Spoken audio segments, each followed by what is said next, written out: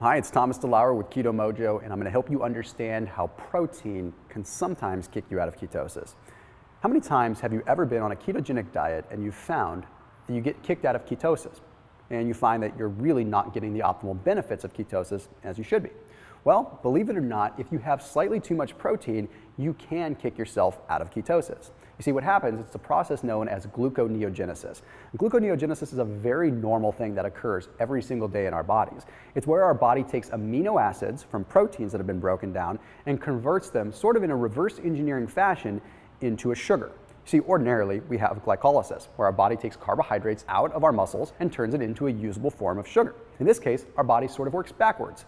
It takes the actual proteins that are already making up the muscle and reverses them and breaks them down into a sugar that is used by the body.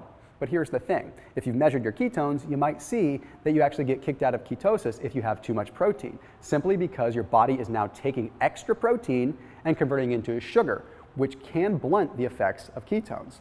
Some people find that if they have too much protein with lunch or dinner or sometimes even breakfast, they're out of ketosis a couple hours later. It's nothing to be alarmed at. We all have our bio-individuality. We all respond differently. I know some people that don't have an issue with having more protein.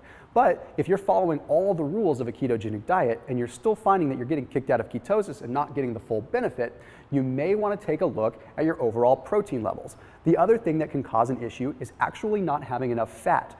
You see, if your body runs out of fat to ultimately create ketones, it will start to tap into your stored body fat, definitely, but it will also start to reverse engineer that protein into a sugar. So sometimes if you go for a period of time without having adequate fats or just protein and vegetables, you will find that your body starts to break down those proteins again into sugars, kicking you out of the ketogenic state.